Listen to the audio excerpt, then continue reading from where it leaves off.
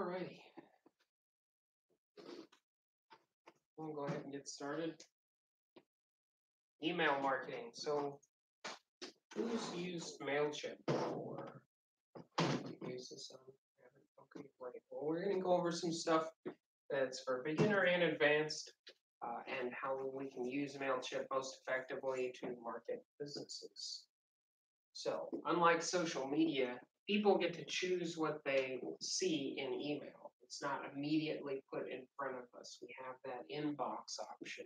So in a lot of ways, it's still kind of a purer form of communication. And according to these two, you can trust these because they're not selling software. So it's always funny to get the studies from Mailchimp. Well, of course, Mailchimp's going to say marketing is effective, email marketing is effective, but basically across the board, if a U.S. adult likes a business, they're okay with getting email from them. That's not always necessarily the case.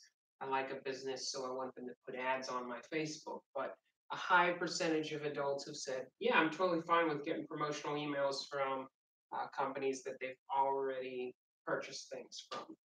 Also, email is several times more effective than Facebook and Twitter in getting your business to acquire new customers.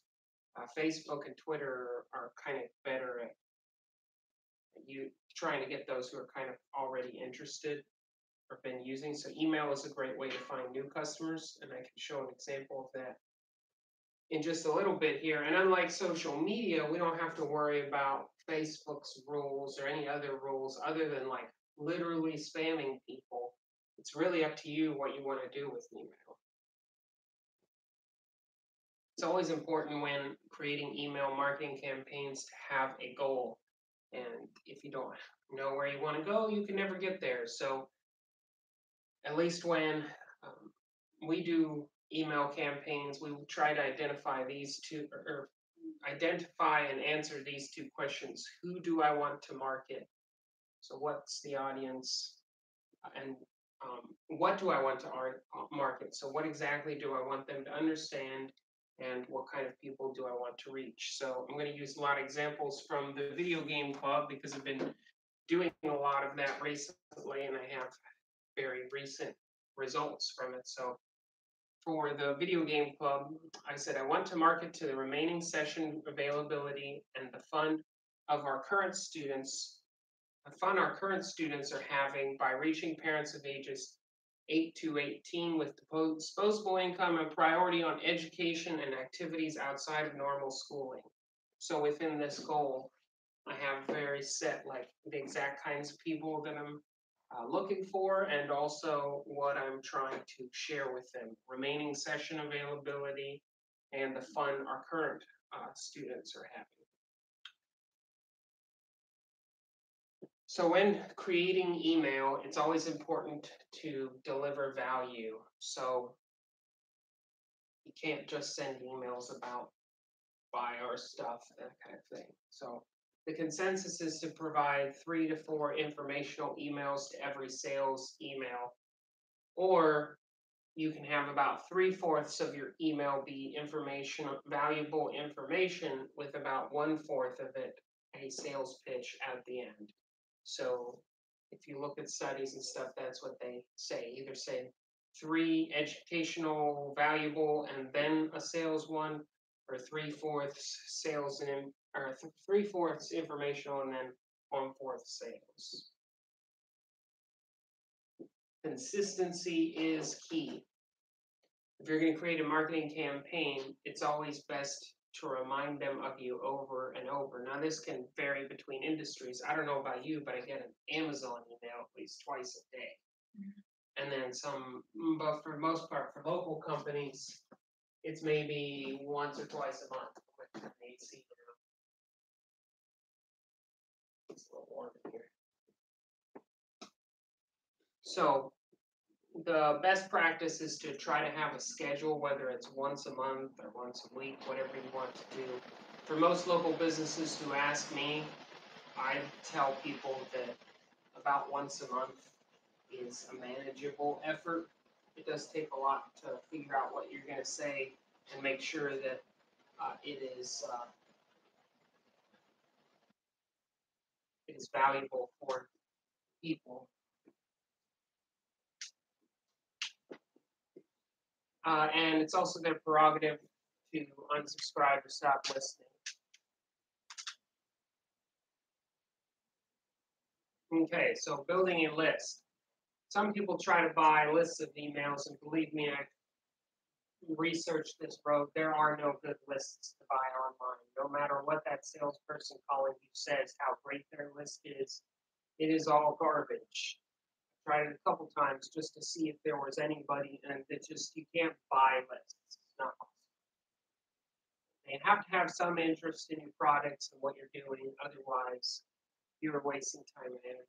So try to build your list little by little, and you may, but of course, starting off at zero is kind of difficult. So where can you go to get um, additional people? We're going to go over a couple strategies, one of which I used for the club that worked rather well.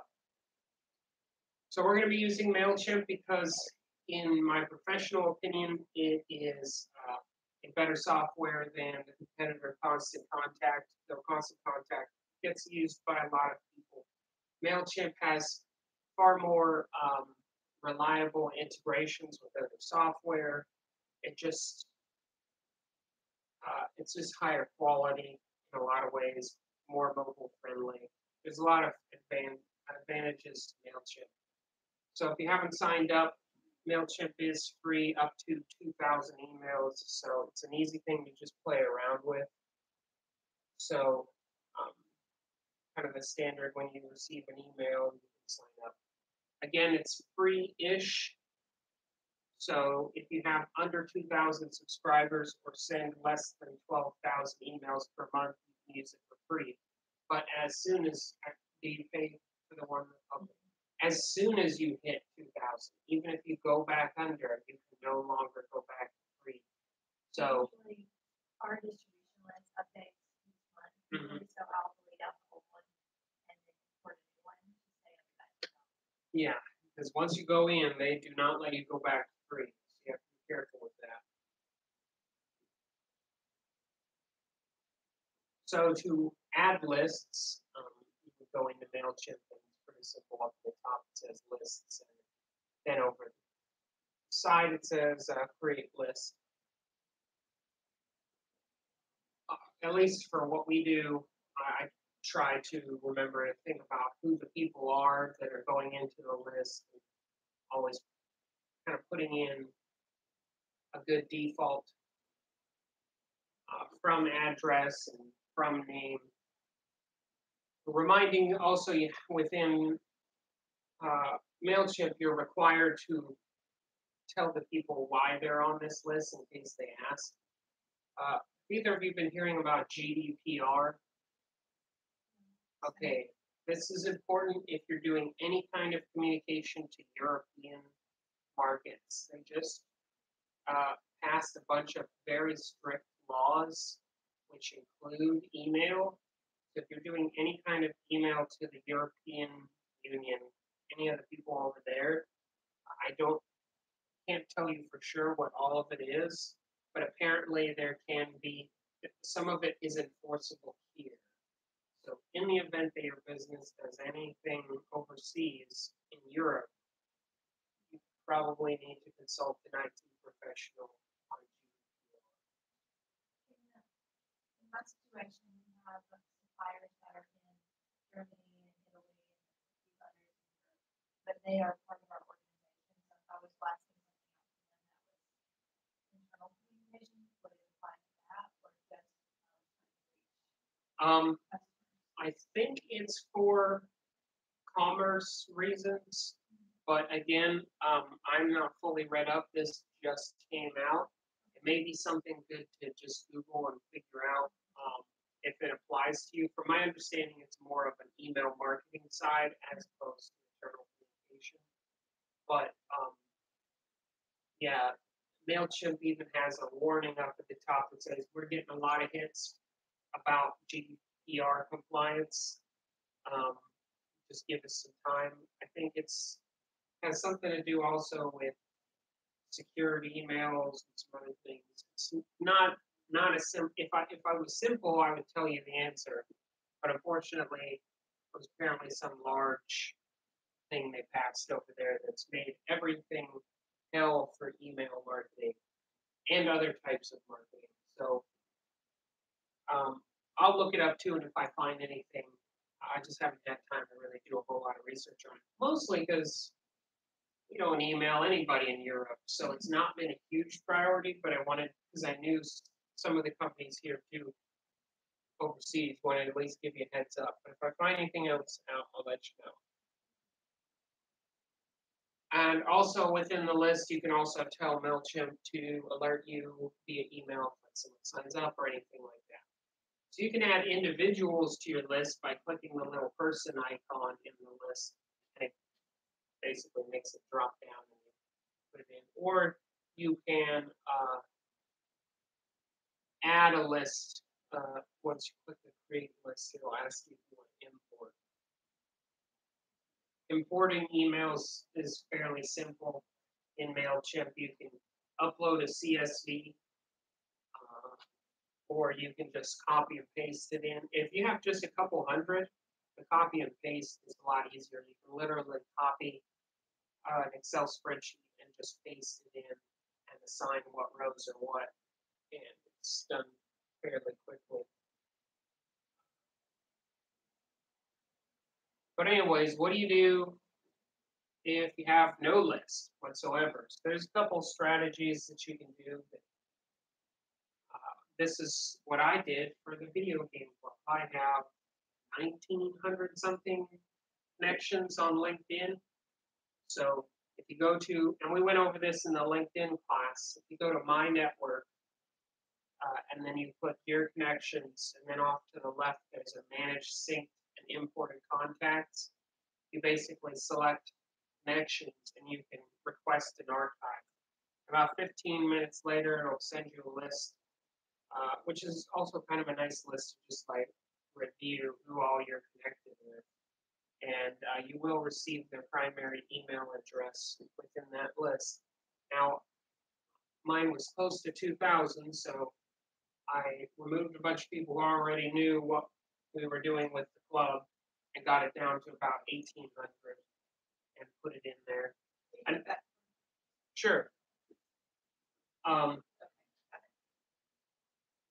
would y'all like for me to show you where this is specifically in LinkedIn? I can walk through. Yeah, because showing it on the slides is always not always confusing. Okay, so from home, you go to My Network, and then you click Your Connections.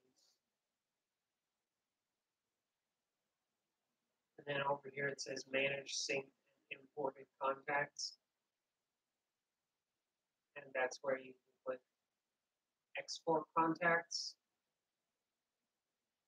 And then you'll see whatever like you want to download. I don't know why you would download any of these, but the only really useful one is this.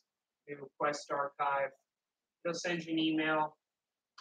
What I do is leave this page open. And when I get the email that it's ready, I'll just refresh it and it'll say download archive where that blue button is now.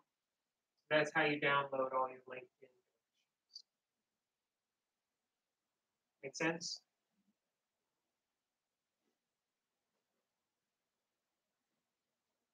Did that also when we were starting Marketology, downloaded it.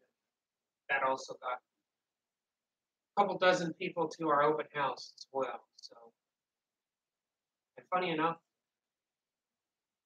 nowadays people kind of know, if I connect to someone, I may or may not get emails from, so it's less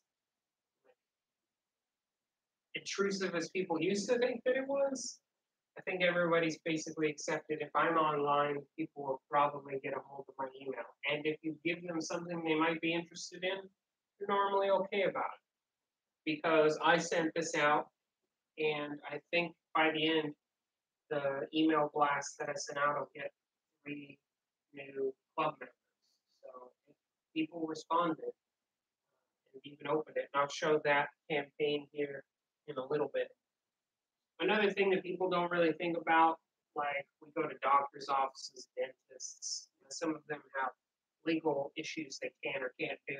But think about how you already have a list of people and how you could maybe kind of start practicing with that current list of just doing MailChimp with them. So if you already got that, then start sending it to them, and that's at least a good square one. But if you don't even have that, again, uh, going to LinkedIn and downloading that, that's the steps.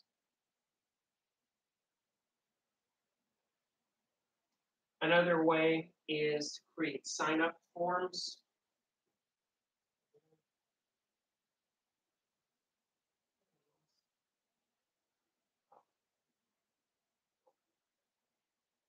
There is technically one last thing that I think somehow the slides got deleted. You can, if you want, go into Gmail. Before that, Did I? before that. Oh, okay. I wasn't. Well, it's easier to, I think I had slide 4. Yeah, one of the slides that shows how to get that. If you go to Gmail and then go down to contacts, it's from here that you can see basically everybody you've ever emailed, especially if you go down to more, other contacts. It shows you a huge list of basically, now this would take a long time for me to get through, but you do technically have a record of everyone you've ever emailed. So you're in possession of a lot more emails than you realize. Is the main point I want to get across there. So you can choose the export contacts. It's an option over on the side, and you can download that. Kind of go through that list if you want to get started there as well. The more organic way of growing your list is, of course, getting people to opt into it. So creating sign-up forms is done within the list section. Over on the fourth one over, it says sign-up forms, and from there you can create forms. Part of the reason I like Mailchimp is that its options are fairly straightforward, not very complicated. You have a form builder that, like emails, you're able to build what you want the form to be. We've got embedded forms, which allows you to paste those into your websites. It even now has a subscriber pop-up thing, even though Google has been talking about penalizing pop-ups. There's not been anything conclusive on whether or not they're going to do that. There's been some rumors that they'll dock you in SEO if you have too many pop-ups. Trying to avoid that trend. And then form integrations are some third-party softwares that you can integrate with. So if we go into Form Builder, it's actually fairly straightforward. It allows you to basically select any of these. You can just change things. There's no coding, lets you change the color. I know this isn't the most pretty color scheme, but I was just showing that you change the background of the form, or the button of the color. You can even change the fill of the form. What's great is Mailchimp can also host your forms on landing pages. So if you don't even have a website currently, but you want to start getting people's emails and working through LinkedIn or something, send them a link. It hosts all of that for free. So you're able to, and whenever you make changes here, it just changes on that website immediately. So it does give you full access to the branding. However, on everything you use Mailchimp, until you start paying, Mailchimp button down here that links to them will always be there. I think the lowest paid tier is only $10 a month, so pretty easy to get rid of it if that's a deal breaker. In saying with any forms, whether in Mailchimp or anything else, less is more. Forms with less fields get higher responses. So if you're trying to get conversions on a form, easiest way to improve conversions is to ask yourself, is there one of these that could be preventing people from filling it out? Like, could phone be making people a little hesitant? If I remove phone, let's see if that can increase the amount of times that people fill it out. What I do specifically is for most forms, unless I believe that someone's willing to give a bit more, I try to give at least three, maybe two. Always put email address up at the top because that's basically mandatory for a form. There's no point in ever filling out a form where you're not giving your email or some kind of contact information, but that's kind of obvious. So this is one we'll do a lot with businesses, just email address and name. And sometimes you can even make name optional if you want to increase the conversion rate. But I like to put name because Soccer Mom 75 or Star Wars Nerd 83 don't help me identify who that is. Now, every once in a while, you'll get an Elaine Oaks or Carl M. Holden at Gmail, but for the most part, uh, most people are still using ones that have nothing to do with their names. So requiring email, and then it's up to you whether or not you want to require a name. What's cool about Mailchimp as well is that whenever you're making these in the form, it auto generates, or you can change what it is. This says F name. So within Mailchimp, whenever someone puts in their name, you can pull F name into Mailchimp, like say, hey, F name, and do an email out to an entire list, and it pulls everybody's first name into that spot. It's a code that basically allows you to personalize your emails without having to make individual emails. And that works really well. My only thing is to make sure if you're going to do a code like that in your email, that you do have everybody's like first name. It's not filled out. It just says hi, blank, comma. So be careful with that, but it is really useful because people are kind of at this point really expecting you to have a little bit more of a personal touch. Email, like Facebook and other things, is getting more and more customized and more creepy. So They know more and more. it says name, what if I put in Elaine Oaks? How's it gonna know to pull out Well, unless you separate? and that's where you would have to go in your list and once you create it, because I'll get people who will put just jumbled letters in there. You'll have to go to your list and go to each contact that has something weird. And what I do if the person didn't give a legitimate first name, I really don't know what their name is, I'll give like a generalized friend on theirs. Hey, friend still works. So you can't leave it up to people to fill out the form properly. Because also, if I just say name, not really telling the first name, last name, full name, if you leave it kind of open like that, then you'll just have to write your email to the point of, if I put hey, comma, is everybody going to look fine putting it that way? I forgot. I was going to just change that to name, but I forgot to change that before I took the screenshot. So it really is just kind of looking at whether or not it will, and you can always change people's records once they come in from these forms. So if you want to just put everybody's first name in, that works too. So you're not like locked in. I'll just have a name slot. Let them say, this is what you identified yourself as. That's what I call you. And if they put anything weird, again, replace it with the word friend. That's basically what we've done so far. Or if you want to avoid that and you just want their name and you don't want to put this in the email, then you're fine leaving it however they fill it out. It's all up to you and how you want to do the email. But what I'd say is with things that are a little bit more personal, like nonprofits or other things, or events and stuff that a name might be helpful. It's really going to be up in the air to whether or not you want to use this in your email. But this basically just lets us know it will call it in, so you may need to do a little bit of extra work if you do want to call that name.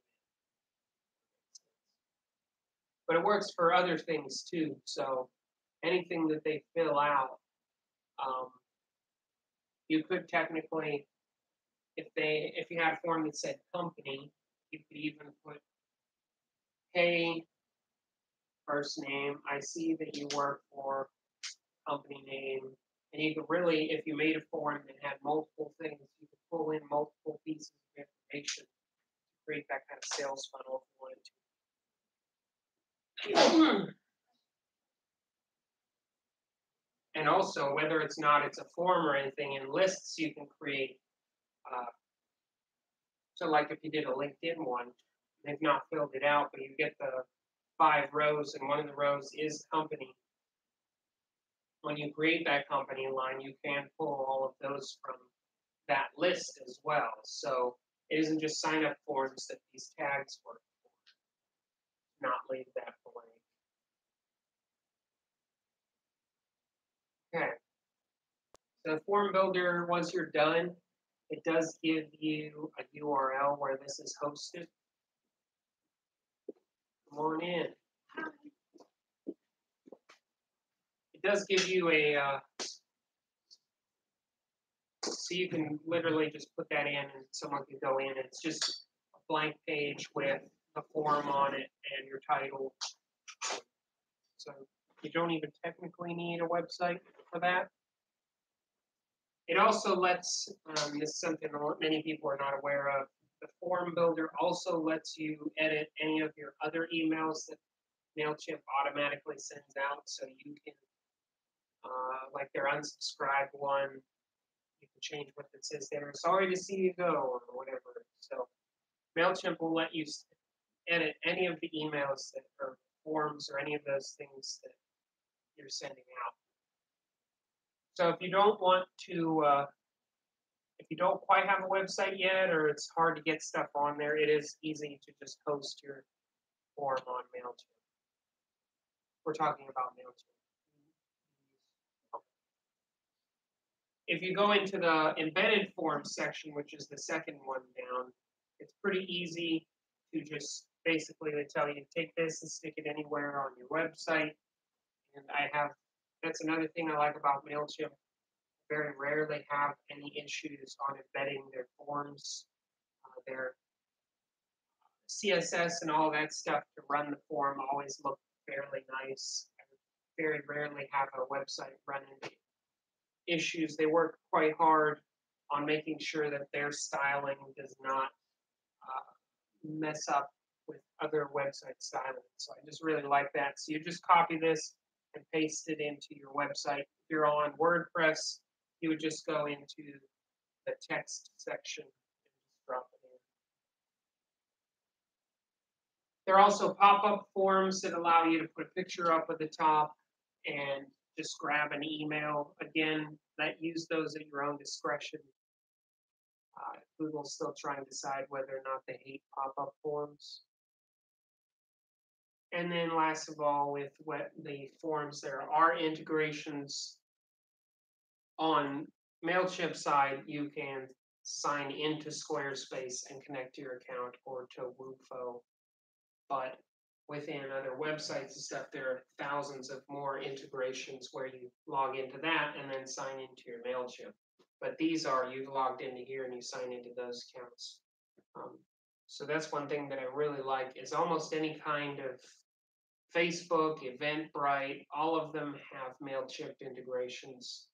We ran a open house for this, and once we were done with the open house, was able to just immediately sync everybody who signed up into a Mailchimp list. It's very useful. No, I'm good, thank you. Weirdly enough, Mailchimp's WordPress plugin hasn't been updated in quite a while. I don't know if they've just decided to let third-party companies do that, but just an interesting note, if you're looking for official Mailchimp plugins, it's the only one and it's not been updated. It's kind of a weird note. I don't know why they do that. So we're going to go now talk about campaigns and how to create campaigns and to optimize them as well. At the top left, it says campaigns. Mailchimp has actually added a couple new things. If you have been using Mailchimp for a while, you'll notice that they also have the ability to do ads and landing pages within Mailchimp. So I believe uh, from the creating the ads, I've not done them through Mailchimp because we do all of our Facebook and Google and stuff in the actual platforms. But from my understanding, you can actually do ads from in here and integrate them into your Mailchimp so that when someone fills out a form on your Google ad or your Facebook ad, it integrates straight into Mailchimp. But I think they also have the option that you can just set up campaigns in there. I think they're trying to diversify to be a more one-stop shop tool. So that's that. And then landing pages, they'll actually do a little bit more than just the form now. Now you can add pictures, a form, some text. So you can even create basic web pages within Mailchimp that they host as well. That can be fairly useful if you're trying to get something up fast on the internet that looks good. You can grab emails. This is actually looks very similar to the Mailchimp. Has anybody used this yet? It's actually pretty useful to get a page up really fast um, without having to worry about getting hosting. And of course, the domain is going to be a weird little epearlyl.com thing, but it does get a page up really fast. But what we're going to go over is creating an email. So best practice, in my opinion, campaign name is to think about things such as the reason for the email, audience, or month. This is not the subject line, and this is how you'll reference the campaign throughout the whole list. So it's good to be descriptive on the campaign name. It then creates and they have changed a lot in the last year. I feel for the better for the most part. It used to have you do like pages that you'd step through, but now everything's just a list that you need to complete before you can send the email. So the first one, too, is fairly easy. You select one list. Now, it's important to know that with Mailchimp, you can only send to one list. You cannot select multiple lists. So if you're wanting to diversify who you send to, if you have a really large list, you're going to have to create segments within that list. But even then, Mailchimp can only send to one segment within a list. Currently, they do not have the ability to send to multiple lists. So you have to kind of figure out who you're sending to because you cannot send it to multiples. From name, now this is a bad example. So I like putting bad examples sometimes. It's better to put your full name and even what your position is. It's also not good to be using a Gmail. So if at all possible, you have an @ and your business name. That's going to get a better open rate. Sending Mailchimps from a Gmail has a slightly lower open rate, slightly higher spam rate. So this is just not a good idea. From here, it says that you can verify the domain, and this is not exactly an easy thing to do. What you have to do is when you click verify domain, it gives you a code that you have to put in your DNS record on your domain. That's like an IT thing. But it's very important that you verify your domain if you've not done that in Mailchimp, because this will increase the chances of it not going into the spam folder. This basically Mailchimp tells the email server that this email is verified. We know it's the real person. You should trust it. So they give kind of an additional warning. So if you're using Mailchimp now, it's really good next time you look to make sure if your domain's been verified, because that'll help increase your open rate. Does that make sense? All right. And this is also where those codes can come in if you want to put hey and the person's name in the subject line. That is allowable within Mailchimp. Saying kind of what's going on. Emojis, sadly, are a thing. Apparently. They are? Oh, yeah. Oh. Apparently, if you use them correctly, studies from some companies at least say that they kind of grab people's eyes, so it can marginally increase your open rate because people are still not using a whole lot of emojis in subject lines. So for now at least, it's going to separate you from most other emails. I don't know if y'all started to notice any emojis in your subject. I don't like them either. I'm saying you can use them, but no, it doesn't look professional. But there are some that, like, if you use it in kind of a clever way, like if you were doing an email campaign about email marketing and putting a little email emoji, that might be acceptable. Or a Mother's Day thing and putting a single heart. Poop emoji is probably out using, unless you're maybe a sanitary waste company, maybe that'll work. But just like smiley faces, probably not. But of course, doing the club here, smiley faces may be okay because it's gifts. So it's a little bit more light. And then the preview text is important. If you're doing campaigns and ignoring the preview text, probably hurting your open rates because the preview text is this stuff. If you don't put a preview text in, it'll just pull whatever text is at the top of your email. So it's important to fill out your preview text because, like, I got an email from Groupon, this is that, and preview text is what comes after that. And some people do actually read these.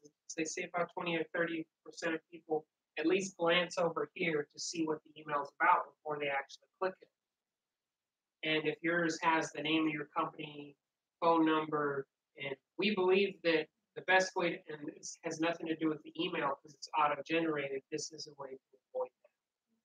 So that's one thing I know even I fail to remember to do sometimes. So make sure to fill out your preview text. Now, once you get to select templates, Mailchimp has no shortage of templates. They have kind of some pre-generated ones up at the top that are like featured that get used quite a bit, and then they have a long list of different types of emails. There is one kind of caveat right now with Mailchimp is if you select this one, it's literally just logo, single column, and then 2 columns back to single column. You can't say, well, I want to put a second 2 column underneath. There are no drag and drop like rows and columns. So whatever you select in these, you have to use that formatting. So be wary of that because you can't switch templates either once you start with one. Personally, for mobile friendliness, these are cool on desktop, but for the most part, I just go with the one row because most people are looking at it on their phone anyway. So while these look great on desktop, if you would ask me what's the best one, do you think? My preferred one is just the one column simple, and you can do a lot with a single column.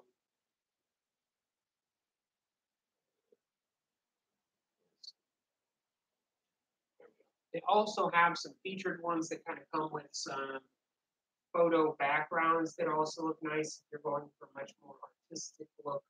It does have these custom themes as well, where the other previous ones do not let you have kind of a background image look. These kind of have more of a full width image if you're looking for that kind of more of a website thing. Do keep in mind though that not all of these look very good on a phone. A lot of these were made previous to phone being as big as it is now. I have a quick question. You probably already covered this before I was here, but are you referring to the paid version or free version? Or is it Almost everything is available. There are a few additional things that we'll go over in the future as far as automation, I think. But almost everything, the only difference between free and paid is how many emails you can send. There are very few. I think automation is technically even free now. There are very few actual like options that aren't available to how big your list is? Yes, but one thing I did go over, as soon as you hit 2,000, you start paying, you can't go back under 2,000, go back to free. Yeah. We cheated it, and with a chiropractor client of mine, we just closed the account reduce the list, open a new one. So if you make that mistake, it's really easy to fix. But you will lose your other account and all of your previous campaigns. If they were okay with that, get back to free. So hopefully Mailchimp never sees this video.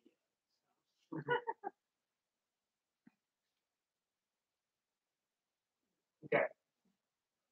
So another thing that I like about Mailchimp as opposed to Constant Contact is the drag and drop, need a module, stick it in kind of thing. Very easy to use if you have them before. Pretty simple. So everything here, you drag it in. Nothing gets edited here besides dragging modules in. All of the editing happens on the right side. So like if you drop the text in, you would then write the text in here. I've been using Mailchimp 6-7 years now, and I always still sometimes try to click the text over here. I don't know why, but everything, yeah, you're like, oh, I'm going to edit that text. You can't, Carl. Why are you trying? I've known this for years. So basically, if you just keep right-hand mouse, right-hand side, that's where everything gets edited. Unless you're using left-hand mouse, my apologies. Design, the next section, this allows you to then, once you've dropped in all of your elements, to change the color of the header or the body of the text, the color of the buttons. Again, no coding whatsoever, so it's super useful. Can't change each box. Can't change. You highlight one box. Yeah, as far as like the text ones, yeah, you're rather limited on what you can change in individual ones. So I think for the most part, most part, something else. Most part, they let it default in white, and yeah, they don't let you edit much of the individual modules. But overall, they let you change the background or color of certain. They'll let you change the color of that showcase your products and things like that. I wouldn't say fully customizable. I'd say fairly customizable. Yeah, I think it's back to that simple thing where, for me, I wanted to have a gray box that was right under the logo that kind of set the logo apart from everything else. And I didn't think that simple to start with, and I didn't want to go back and redo everything, so I just did that. But I figured out that you can't just go at that unless. well, then you could maybe use a divider, which can create a line right underneath. Yeah, yeah.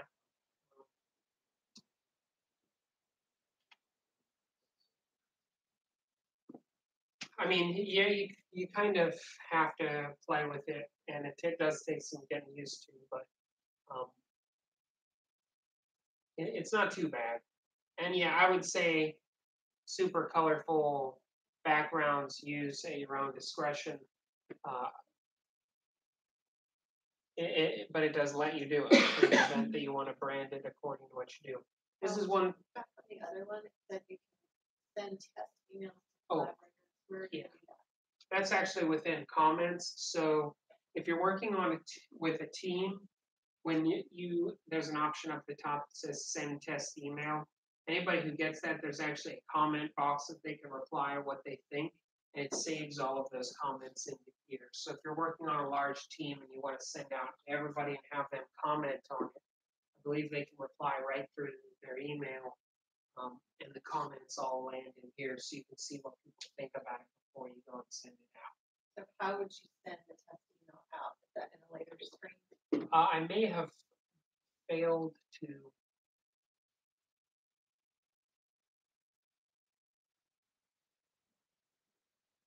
I may have failed to put that in there, but I will show how. Oh, I sent this one now. Oh, this is.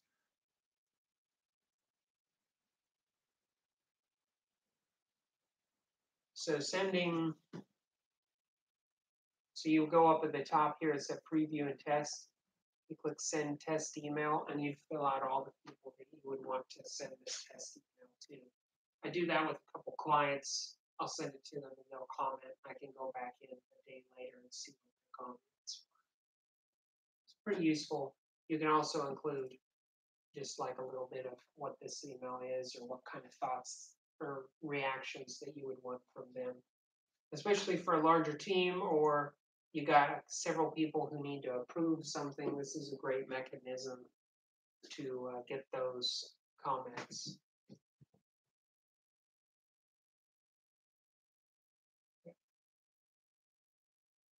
You can figure out what the button is for this. Shift. Ta-da. Okay. That's a great question. I apologize for not putting it in there. One thing that a lot of people forget is that Mailchimp defaults these little icons down at the bottom. If you don't fill them out, they just go straight to Facebook or straight to Twitter. So if you don't feel like dealing with them, just delete these. Otherwise, you need to fill them out to your social medias. So even on this one, well, I deleted it, but there was one just above here that had all the icons. So be aware that they default this in. So if you don't get rid of it or change them, they don't go to who you are. They don't auto-generate. They just go to Facebook.com. And then, yeah, this one will actually go to Mailchimp.com. So be aware. And these are just auto-generated, pulled in from either your company or just general, it's the date and year kind of thing. That's kind of all auto-generated at the bottom.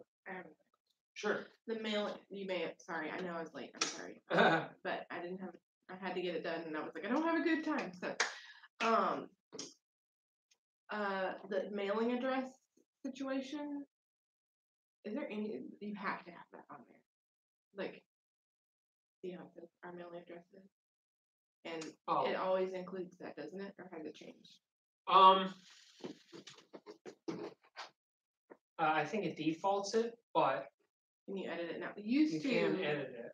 Used to, like I said, I haven't used Mailchimp in like a year probably, so it may have changed, but.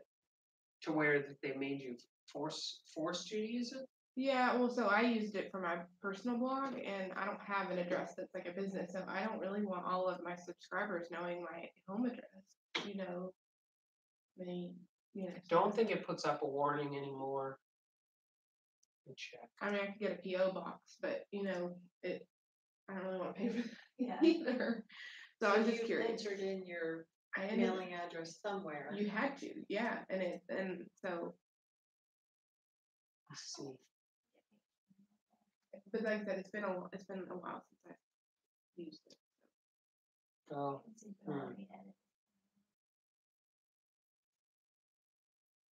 I just thought that was strange, and I know that bloggers that I've talked to, they like went out and got PO boxes just for that. I thought that was kind of strange that they would make you list a mailing address for an email. You know, I mean, that's just kind of odd. Yeah, now it's pulling. I think it actually might. I have not had the issue because a lot of the email we do is for people that have an address. Mm-hmm. And now it's kicking back a. I wasn't really aware because I've never needed to delete it. And now it's kicking back a little thing that says that some things are false and not working. We'll go in here.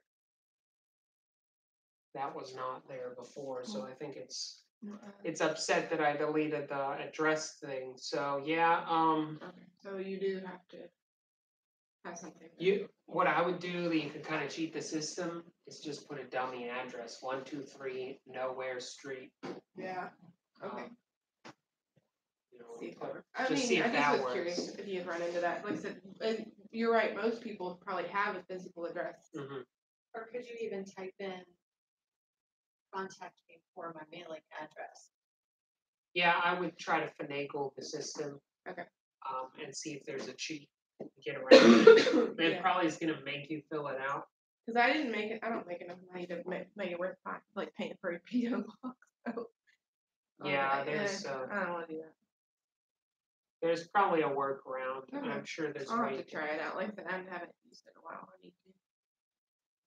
Yeah, Where does yours say from? Is that what yours said? Our mailing address is? That's the code. oh, it pulls in from Oh, okay. this was so this is what it looks like when it's in the editor. Okay. And when the email sends out, it pulls that from my account, and it says the address of this room. At least for those email campaigns, but like Zealous ones, it'll give our Athens address.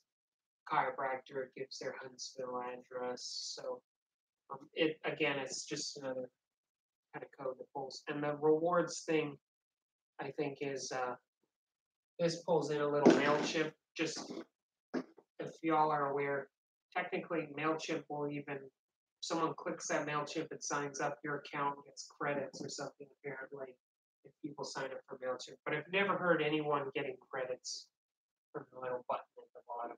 Now yours, it says there, if you do not click on each one and change the address.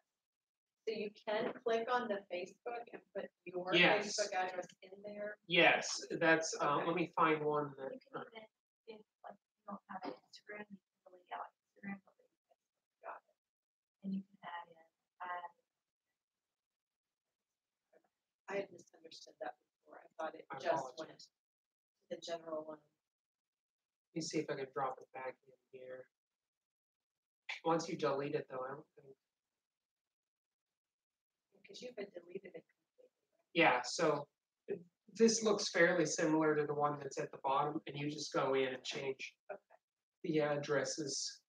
They don't get clicked a whole lot from any emails I even send now, but if you want to drive more social traffic, I would delete the ones down that normally show up down here and put them somewhere farther up. They don't get a whole lot of clicks, even when we do fill them out. And you at the bottom, you've inserted your own. Right there. Yeah, I just kind of a PS, please follow us on Facebook. Because that's the only thing I really needed them to do. But these also let you do Instagram, Tumblr, there's quite a few that you can put on here.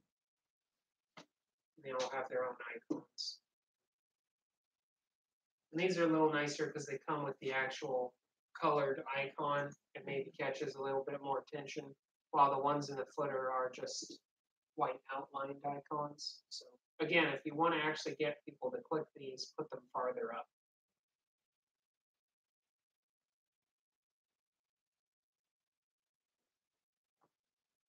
Shift F5. So yeah, that's what they default look like. So there's several different tools up in the preview and test section that can be helpful. Enter preview mode lets you know what it will look like on both computer and mobile. So that's helpful. It just makes sure that what you've done looks okay on both devices. I highly suggest that you basically go through preview mode, send a test email, push to mobile lets you pull it open on your phone. That's really going to be the same as the mobile that you see on the desktop. Open link checker, if you have multiple links in your email, what's great about this is it'll actually let you know that those are working, that you didn't mistype the links. So that's really good to go through and make that a priority to use the link checker. Because it basically opens it up and you can click each of them and it opens them in new tabs and you just test to make sure all your links are working. Because the only other way to do that is to send yourself a test email and then click each of the links and go back and forth. So definitely use the open link checker. And then social cards lets you add some additional social things, but those are breaking all the time, so I would avoid the social cards. So I definitely say use these three.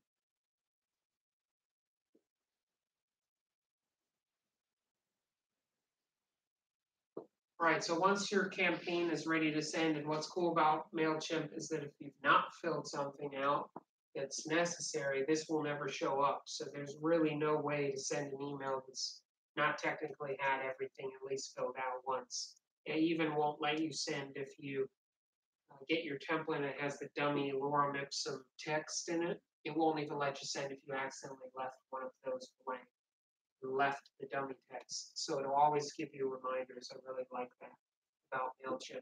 What I'd say though is that it is better to schedule than to immediately send, because the likelihood of you finishing one of these emails at a good time is, well, quite unlikely.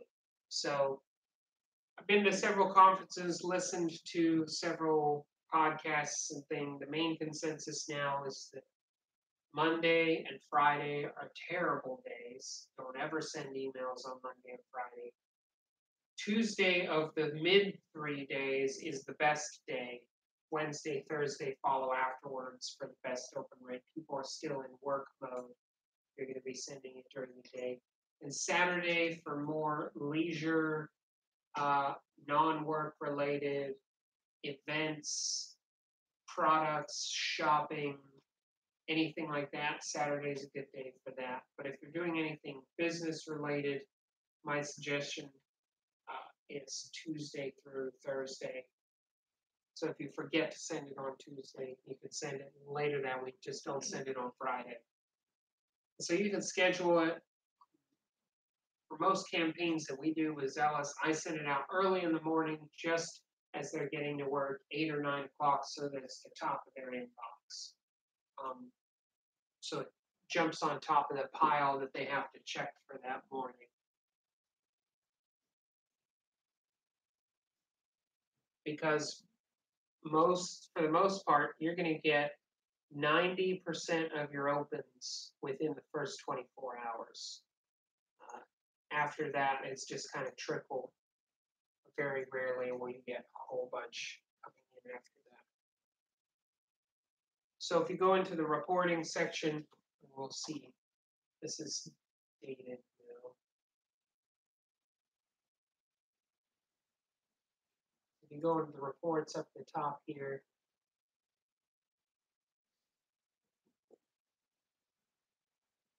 this will show you over time for all of your different lists, the average kind of open rate of the different emails you sent out. So as you hover over it, it gives you the name of the email that you sent out. Now this is the click rates and the open rates. So it's not that less people are opening, it's just that the percentage might have gone down. And with this one, which is interesting things, this was a parent orientation, so that was people who'd actually signed up who'd already received emails from me. That's why that click and open rate is so extremely high. But if you're sending stuff to people who aren't necessarily customers, you are looking at more of a 30%.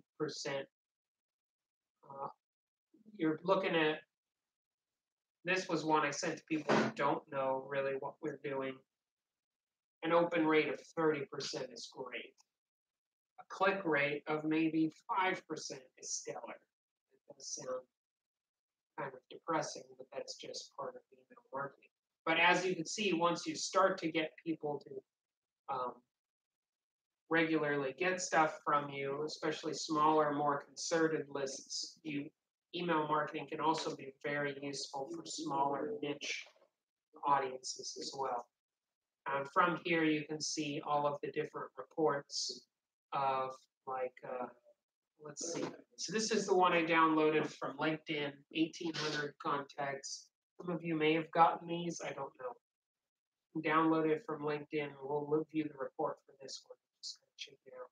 Because there's some really useful information in here. I was wondering why you emailed my Yahoo.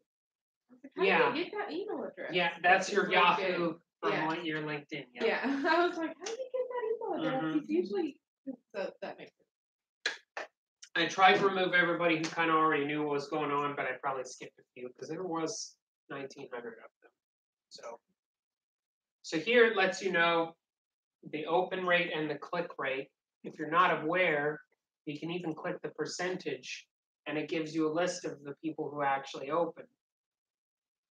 So that's very useful in figuring out, like if you're directly related in any kind of sales, that this person actually, you can see in this list people who might be a little more interested by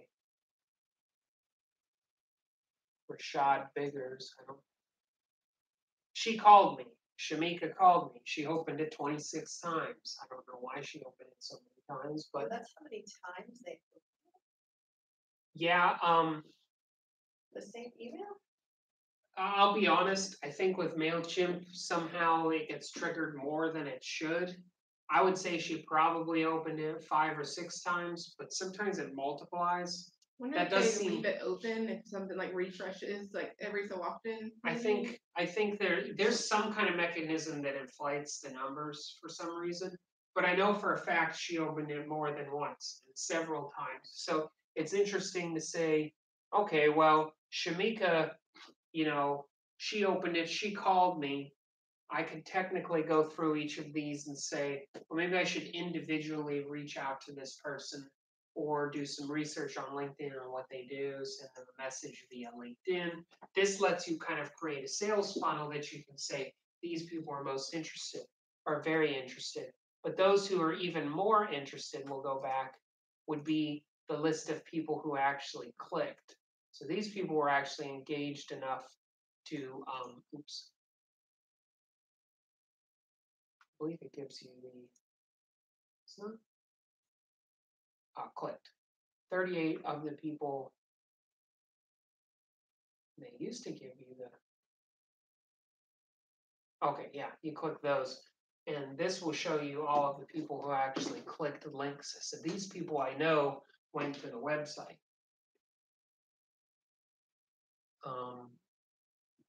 38 of them. This seems to be a little bit more. David White clicked a whole lot. I know he doesn't have any kids, but he might just be interested in open. So this again even shows you people who might be more interested because they actually clicked your links. So that's a great thing, is that Mailchimp is tracking all of their activity. It also lets you know how many of them bounced, which means that email no longer works. And for the most part, Mailchimp will remove them from sending any future emails in. They'll stay in your list, but Mailchimp no longer counts them towards your 2000. And this will show the amount of people that unsubscribed, which I'm surprised is as low as it was. You're always going to have people unsubscribing. There's always someone to piss off. But anyway, this shows your successful deliveries and total opens. Again, this it could be multiple people, people opening it multiple times. But if you could shoot for a fairly high delivery rate, 30% is really good. Industry average lets you here. You can select, let's see. I'd say mine probably, at least the club would be education and training. And this will show you that your industry average is about 15%. So you're doing pretty good. That gives you kind of a baseline to see. And they're pulling that data from all of their other clients, so you know for a fact that your campaign did fairly well. And again, but my click rate's about the same as anything else. So as you can see here, honestly, you're going to get probably 50% of your opens right in the time it actually gets sent. Most of us are like, oh, new email, so connected to my phone, I'm just going to read everything that comes in, kind of thing. So that's at least me. Now even checking, oh, Construction Canada sent me an email right here. So most of your emails are going to come in within that first 24 hours. And as you can see, it just kind of trickles out. It gives you the top links. This also shows you the people with the most opens, which is kind of cool. Then also, of course, a location map. So Shamika's not that. Oh, yes, she is. The Yahoo one. yeah, I think that one was her. She's actually coming today with her son. So makes me think, do these people have kids that we can talk to? That's the kind of thing that this kind of campaign can help you understand. So You probably got that many unsubscribes because there's people that are like, I don't have, you're linked in with that are like, I don't have kids, or who is Carl? or my child's 9 months old. Shamika didn't even know who I was. I'm like, we connected on LinkedIn. She's like, I don't know who you are. I'm like, okay. That's fine. That's fine. I got 1,900 people. That's understandable. I don't know I don't know 1,900 people.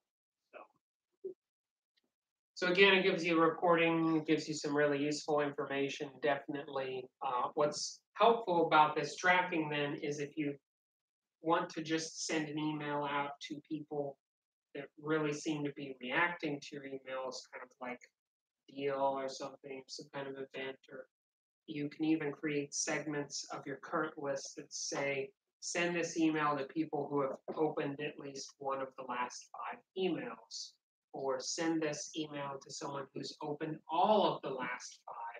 So you can create those kind of segments based on their activity within your email campaigns as well. All right, we did go through kind of just set up before you were here and creating lists, how to download a big LinkedIn contacts and stuff. So it'll be in the slides. Okay. Writing a subject line. I got a little GIF down here that shows an ironic thing that people are still writing out. Email marketing is dead blog post, just to then click on it. It says, actually, just kidding, it's not dead. It's still, especially now with everybody being pissed off at Mark Zuckerberg and some of these other large tech companies, a little distrustful of social media. Email marketing still seems to have some trust behind it, because we all kind of know, if I look at something, it's my own darn fault because I opened it. So there's some accountability there that's kind of nice. I know the blogger community has said, like, you don't own anything on social media. So like, Right. You grow your following and that's useful, but like the only thing you really own is your email list. Right. That's the only thing that you really own and have control over. So that's why they love email. And that's kind of something we discussed at the beginning, is that you just you can't even control how like Facebook will penalize you for putting too much words in a post. Like you don't even have control on what you're allowed to do. It's completely up to them. But besides sending people something inappropriate, you basically do whatever you want on email. There's no repercussions. So in writing a subject line, it's good to ask yourself these questions. What is your intent? Who is it for? How can you keep it short? Why is it urgent? Why is it valuable? What numbers can I use? So we're going to go through each one of these. So first of all, what is your intent? Who is it for? You need to ask yourself who exactly you're writing to. The more exact you can get, the better. How might they react?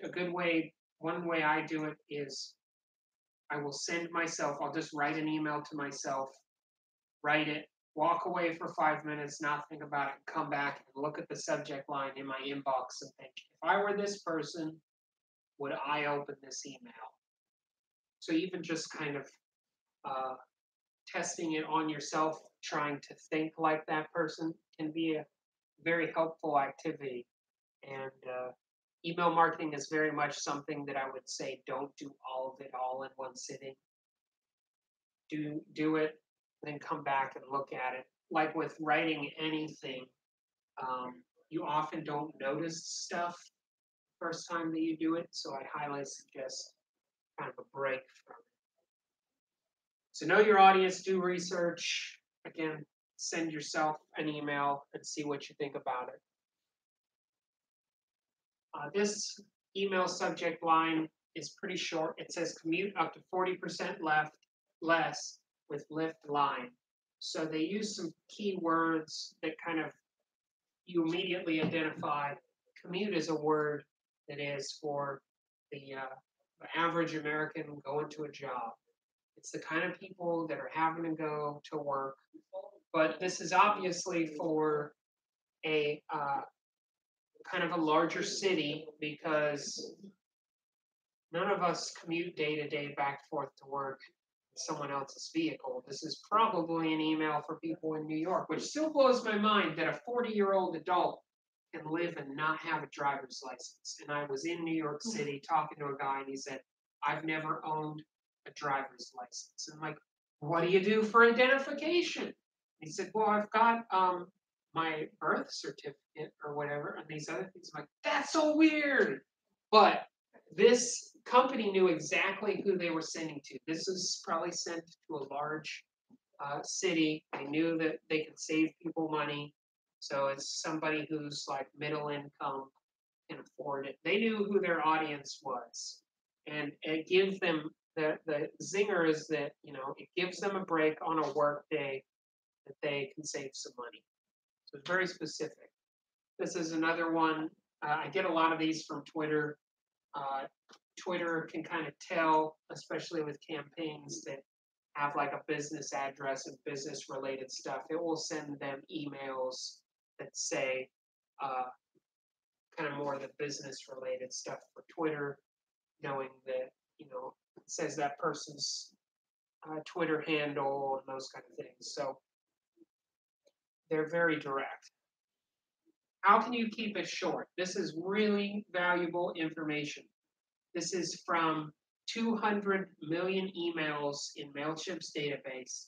They said that 28 to 39 characters was the sweet spot with the highest click rate, meaning when the people got emails, there was a link in the email, and this was when the click rate was the highest. Was it statistically much higher? No, but at about 28 to 39 characters for the subject line seemed to be the best. Now you'll see, however, though, if you're just trying to get people to open it and maybe see things, the shorter the better.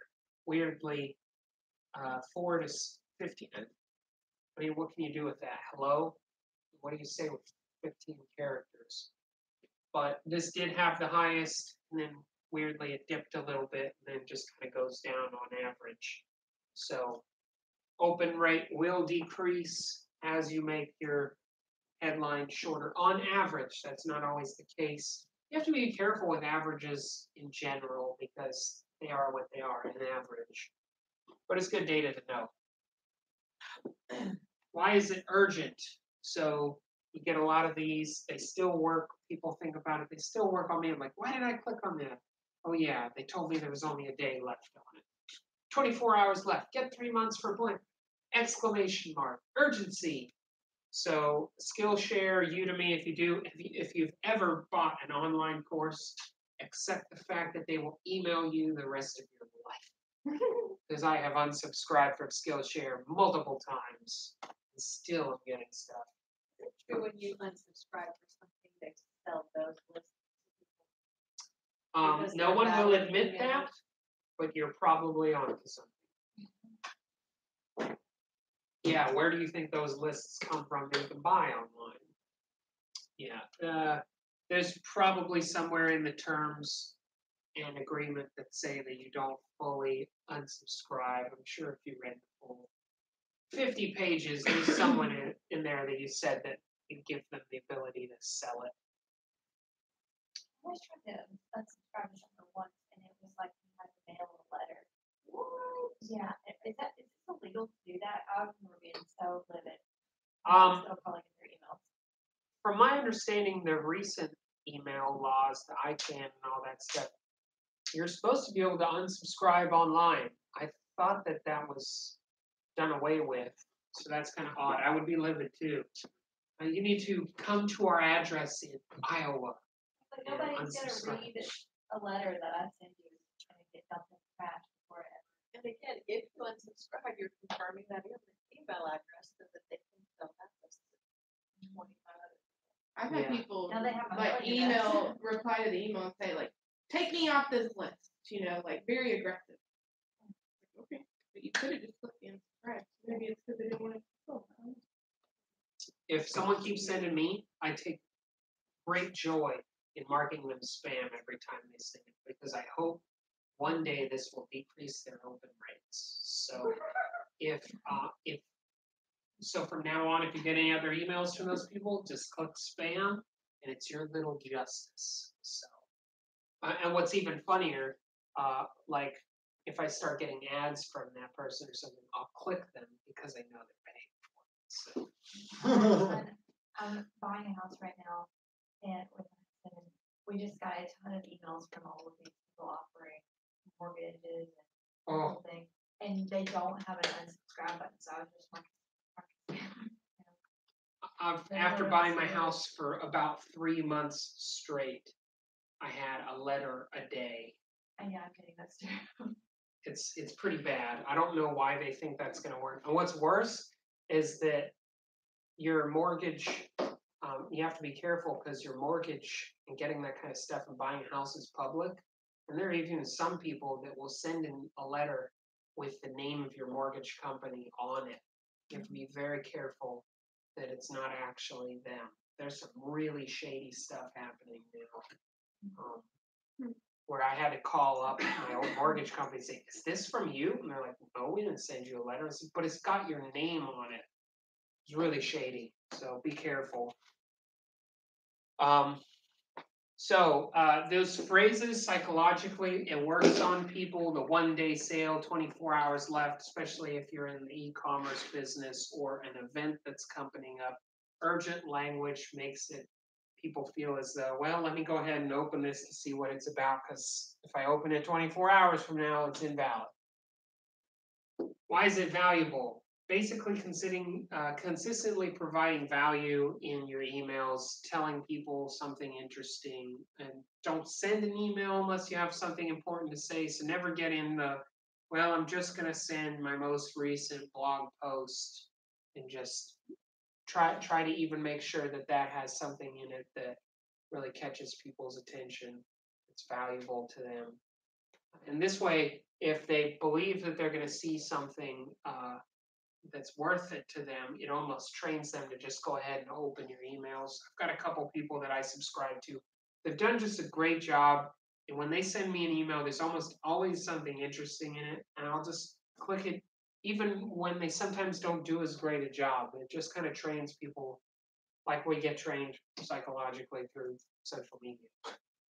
So give away information, share something interesting. Don't just pitch, give. I had a young man who, I say young man, I'm turning 30 this month, so maybe I can start saying young man to people who are in their 20s. A young man come to me and he wants to sell this security booklet, which is only 25 pages for $50. And so that's a lot of money to sell a small book.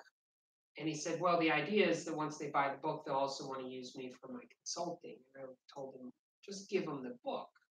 There's no book out there whatsoever that I'd pay $50 for that's 25 pages long. So it's back to that. Don't be pitching people all the time. Give them something. I told them what you need to do is make it a little bit longer, talk about your consulting services at the end, and give this book away for free to the organizations you're trying to sell it to. Never think that small amounts of information will ever be a revenue generator. We live in a day and age that information is basically free, unless it's long form information.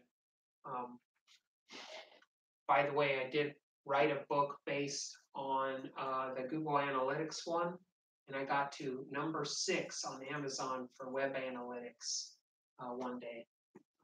I just consistently, so if you write.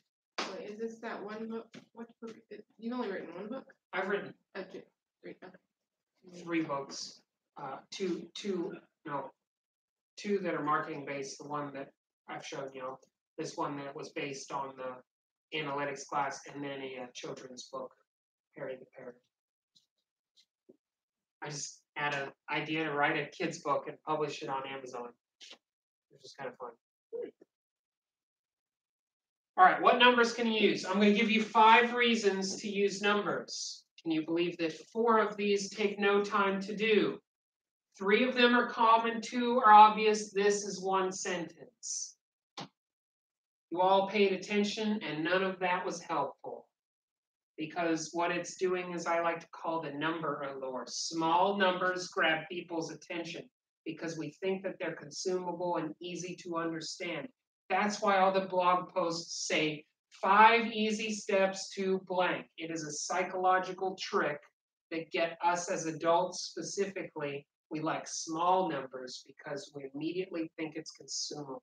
It represents easy, quantifiable tasks. So that's, so 5 evens, 5 reasons to feels easy to digest, but then you can use the opposite. 100 reasons feels complete and exhaustive. So if you start to use large numbers, you think, oh my gosh, if I read this list, I'm going to know all the ways to blank.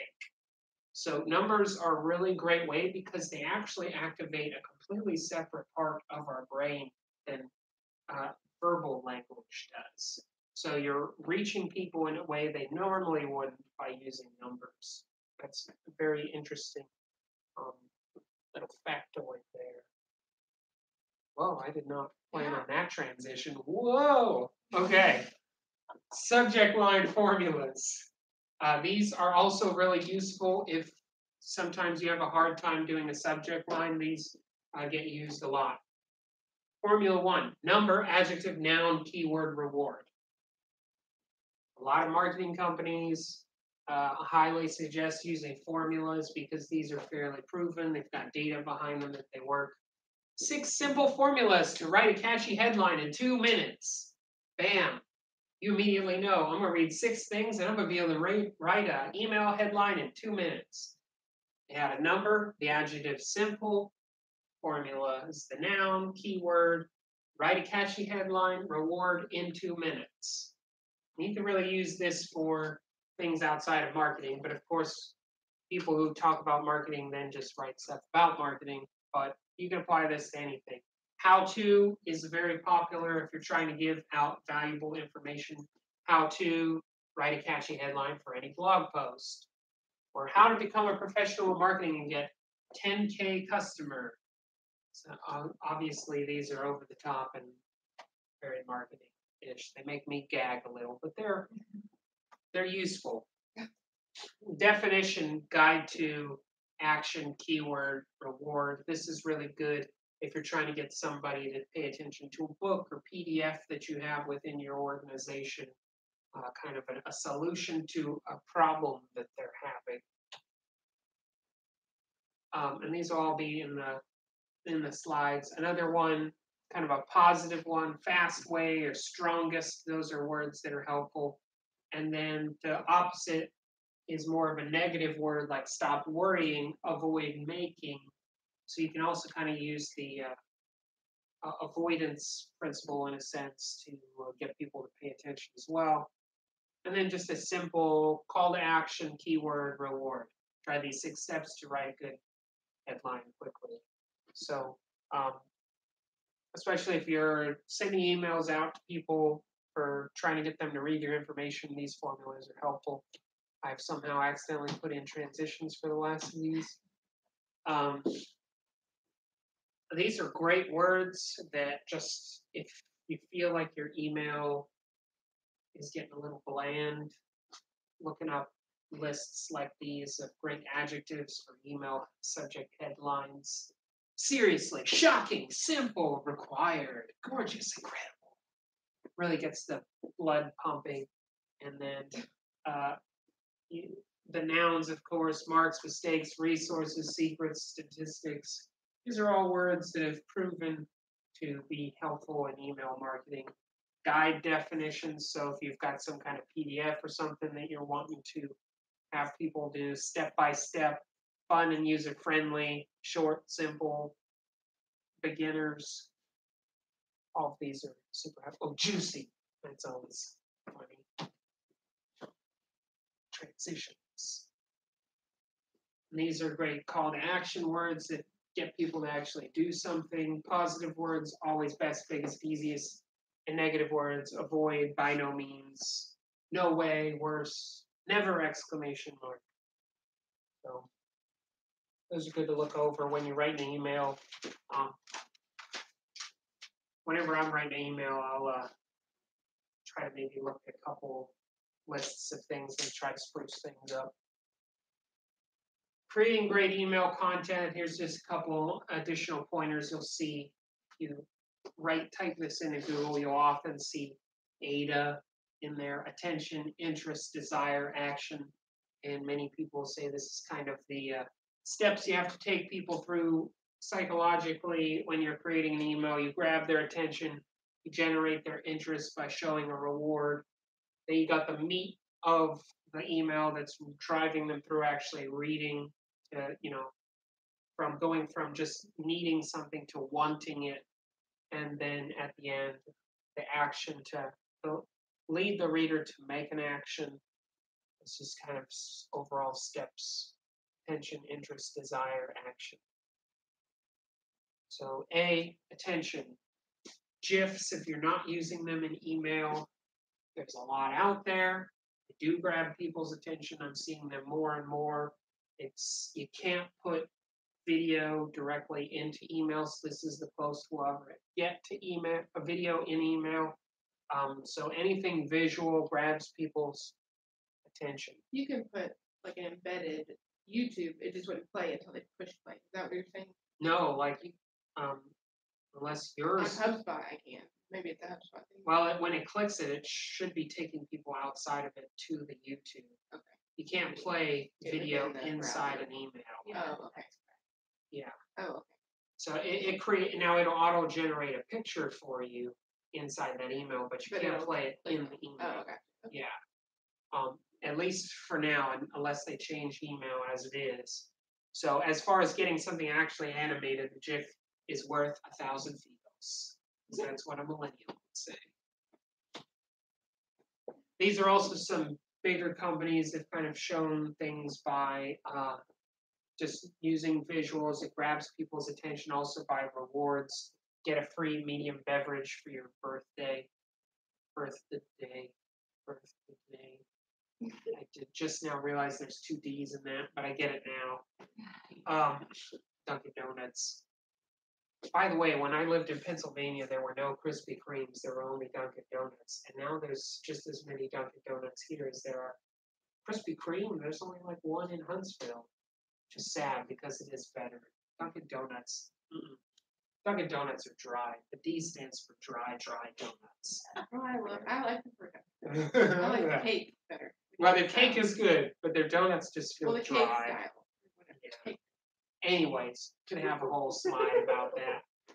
These just really show rewards, plus points, get rewarded everywhere. They're generating that interest by showing that there's a reward available.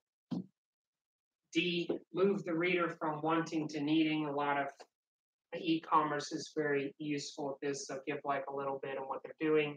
They'll say what's going on, and you eventually like, oh my gosh, you need those backpacks. They're so adorable. So always keeping in mind as people, your goal is as they scroll down through the email, the desire for whatever you're doing should be increasing, not decreasing, and whatever you've got to do that.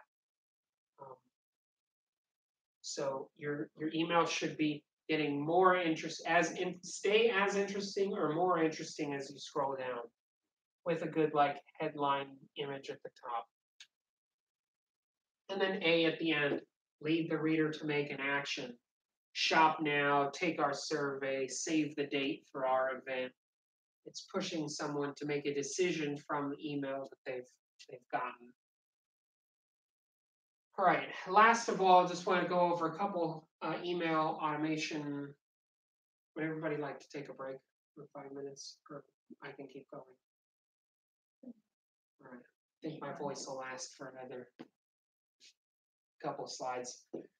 All right, so within, and I'll just show it here in the Mailchimp. Go back to campaigns. It's not immediately obvious in here, but you can actually create the automation campaigns within here as well. When you click that drop down, it'll give you 23 options, and there's several in here that are fairly useful. Like if someone signs up to your list, you can actually create an email that sends out, thank you for subscribing, put whatever kind of images that you want in there. If someone buys something, you can do a thank you note for first time customers. This needs connected with your, so like Shopify and other places can connect to your Mailchimp account to track that. You can reward your best customers, giving them like specific deals because they've bought a certain amount over time. Now, most of us are not in e-commerce, so a lot of these are not as useful as like saying happy birthday. You can create it anybody in your list that you have their email and you can wish them a happy birthday. You can connect your blog to Mailchimp, and whenever a new blog post comes out, you can immediately send a link to that blog post. What? This is all available on Is Mailchimp. this easy? You have to do a lot of work. I'm just curious. Have you ever done So that? it's basically through your RSS feed. So if you know what your RSS feed is, it just takes, you have to basically copy and paste your RSS feed into here, and it will just send out an email, and you can design what that looks like. So that's pretty helpful. Target contacts with ads, that's not, these are more the actual ad things. You can tell up here by these icons that these are actual emails, these are the ads ones. I don't know why they put those in the automation one, but anyway. Also, you can send out automation emails that if someone comes to your website and they haven't been in a while, you can set up a campaign that will send them a message saying, hey, glad you visited us recently, blah, blah, blah. So that's available to you. And each of these, I mean, I could have a whole 3-hour class on these. Another useful one, though, is a specific goal website activity. You can say if they visit a specific page, you can send them an email. And if you need help on any of these specifically, just let me know. Recurring dates, you can send out, like, they need to renew their membership, you can put a email automated on a specific date. This one's the easiest one because that I want to show you is education series. We're just going to say you get somebody sign up on your list or whatever. Let's say it's an actual like sign up list. So people who sign up through Facebook, what you can then do, like HubSpot, create a, say, after one day someone subscribes to your list, you send them this email, and then 10 days afterwards you send them this email, and then 20 days afterwards you send them this email. And if you want to just slowly trickle out information about who you are, you can do that within Mailchimp and can automate out those things. So HubSpot's not the only one that does it. In fact, I'm dropping HubSpot in July. They can suck it. So, going with a different company. Just haven't decided who. I'm going to see who's going to give me the best deal. Okay, so those are also very useful. I again went through some of the most useful ones on the list here. You're able to fill those. Yeah, sure.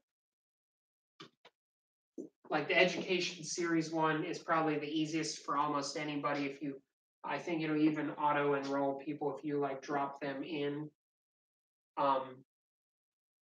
Once you drop them into a list, it'll also enroll them, and you can kind of send out that list of emails.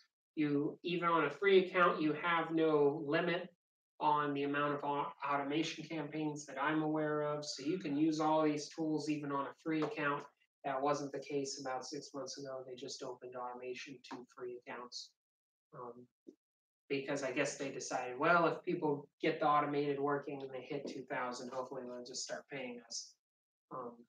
Sharing the blog updates, that can save some time. Welcoming new subscribers. Goal website activity. This might take a little bit more. You'd have to actually put some tracking codes on your website. And then like happy birthday, you've got, I need to do that for the club. Wish the kids are. I'm even thinking of new ideas. Do they have email addresses, all these people, all these kids?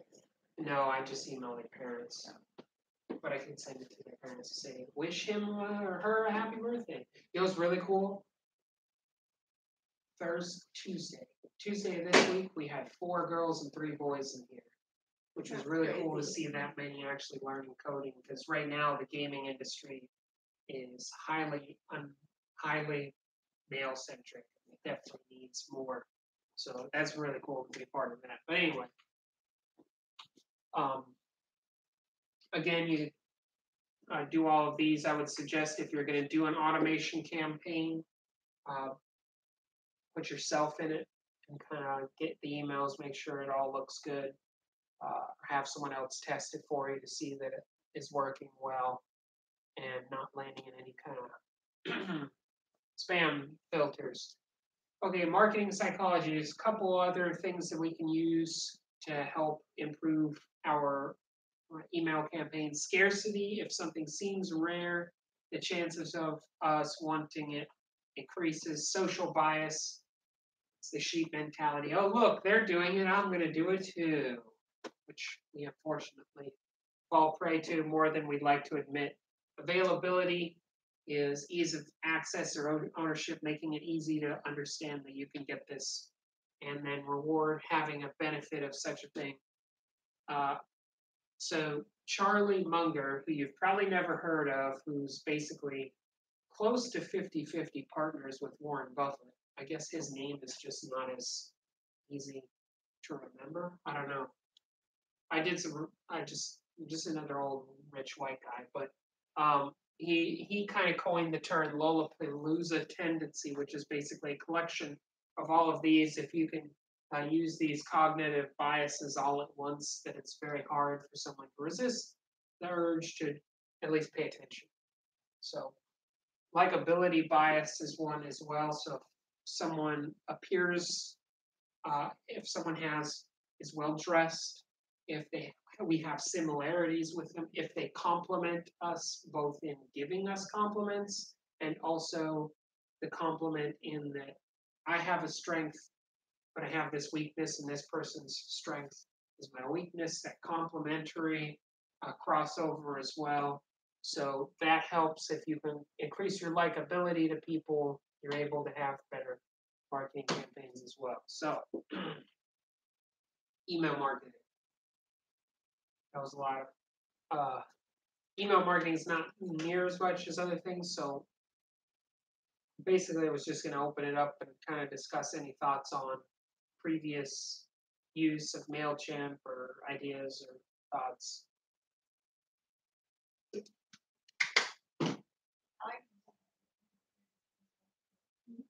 Awesome. Trying to think if I go back and forth on email marketing because I feel like I get so much in my inbox that I don't read a lot of them. And so I'm like, how valuable is it? I don't know. Like, For me, it's like there's certain ones who send me something every single day, and I just don't even well, that's anymore. But then there's some that I get maybe 1 month, and those I might sit down and look at it because it seems like there's a lot more, where you so like, effort. yeah, there's more information on there with just a little bit of sales instead of just like a different sale every single day. Like you have no motivation for me to come into your store today because I know I'm going to get something tomorrow that might be better. Yeah, and I think that's kind of catch-22. I know Amazon just does it because they know if they send enough million emails out every day, someone's going to make a sale, and they're just going the blast strategy. But for anything like a smaller, in comparison to Amazon, we're all smaller, but in a smaller operation, I do think once a month is a better idea where you really put the effort into it. And almost it's that kind of scarcity that it only comes once a month, that you're probably not going to hear from them from another month, that that's valid for this month, that has value now. Everything that I've been doing is internal for sales. And so for me, sending it out once a month instead of sending them random stuff all through the month that they not care about, I can put it all into one email so they can sit down and do it all at once. So you use Mailchimp as an internal I email? have been, well, for the most part, I use just our regular Outlook, but as far as whenever we bring on a new member or a new supplier, or we bring on, I'll try to do a featured supplier of the month, something like that, just to kind of make them all feel, I guess. I send that out once a month through Mailchimp, but the standard email. And how many people within your organization are you sending emails to? I have about 300 on my member list, and then I have Yeah, because you want to avoid, this is one reason that Mailchimp is helpful, because really the only way to do it in your normal email is to just do a huge blind carbon copy, which oftentimes gets sent in people's spam. So you're not the first I've heard that uses like one of these free services for internal marketing, because that's important too, to get that out there. And it does kind of create a little bit, you can drop pictures in a normal email, but normal emails aren't responsive versus Mailchimp has the coding that if they pull it up on their phone, that image isn't flying off the side of their screen. That's where it can be helpful. What are your thoughts on like newsletter type stuff? So say like we talked about, we haven't done it, but we got, all this marketing efforts, blogs, infographics, videos, all these things, but we like doing like a monthly newsletter or something that like highlights the top 3 or what we've been up to lately. That's what I'm up. I just can't decide if people, because we're really, it would be the customer or like Right. potential customer, not internal. I don't know. I'm so torn because my inbox is flooded. And Yeah. so if it's like, it just depends. I don't know. I'm torn. My old company, I used to send out a customer newsletter and a employee newsletter. And the customer newsletter, we did try to get quite a bit of hits on it.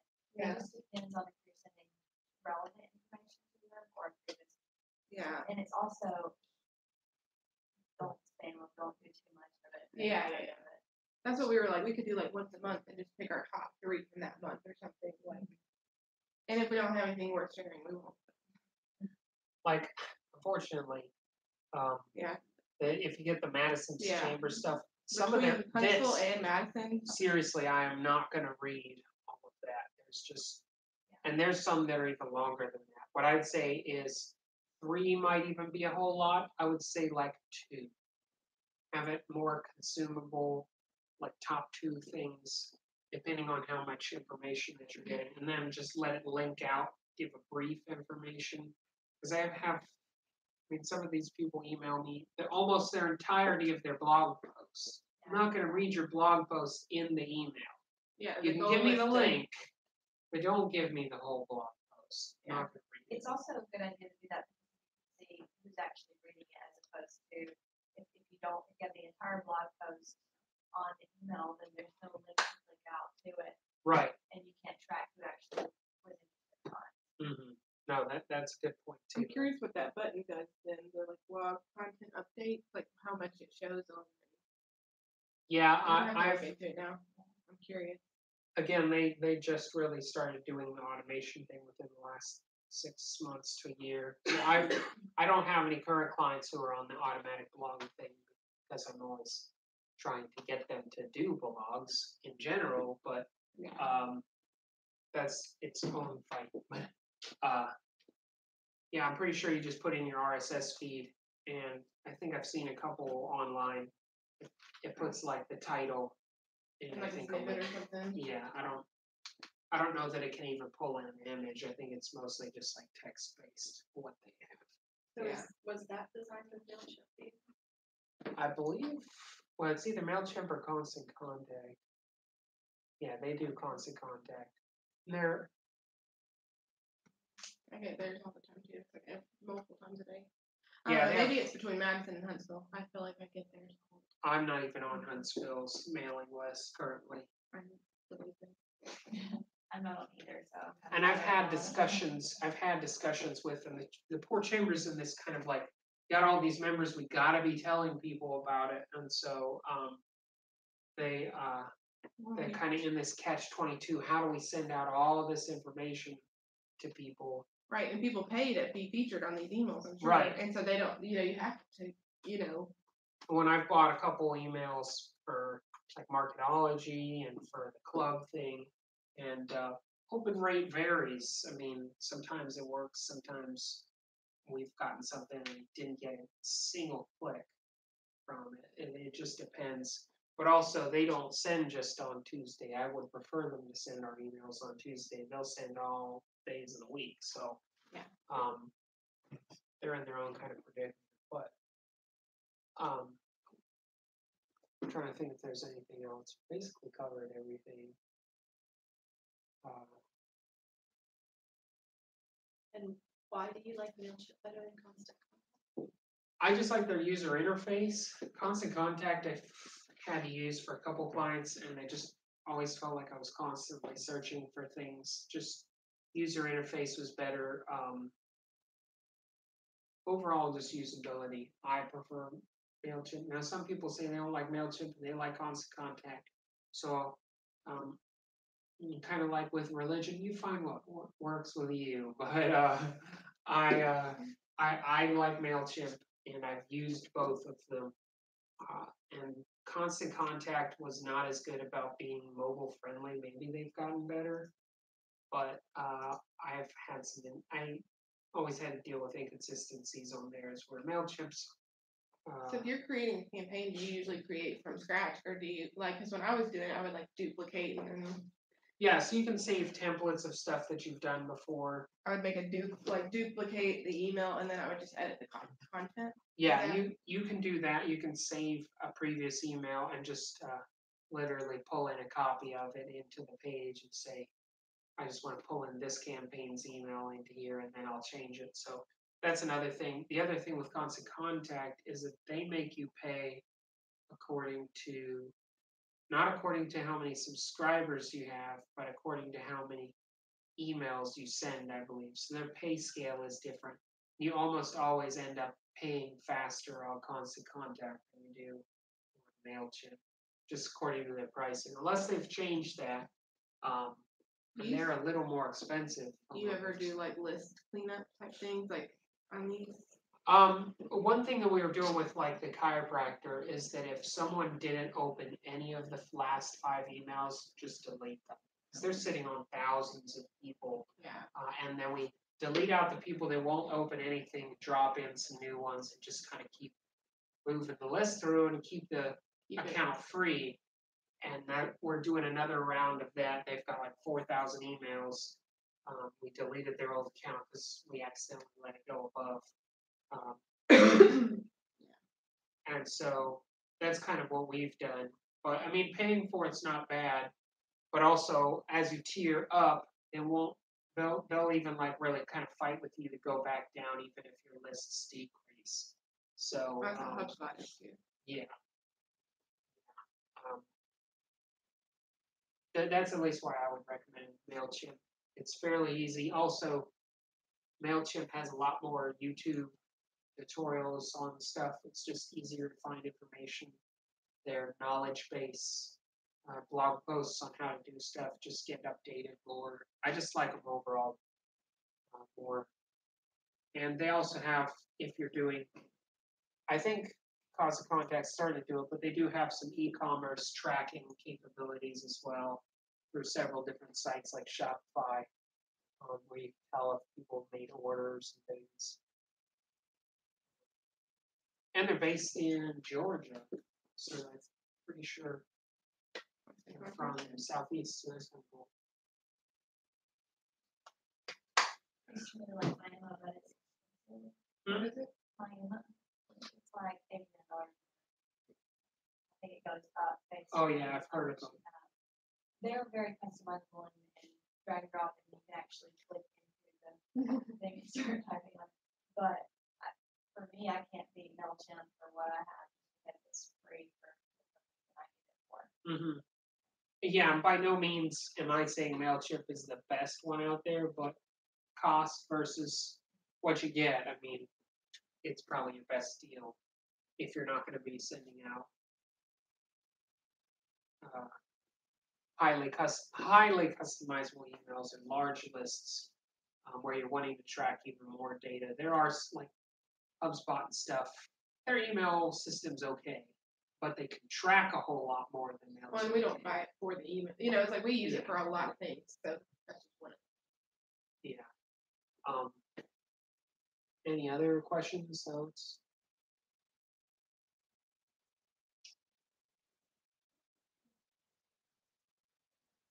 Well, that's basically what I had for today.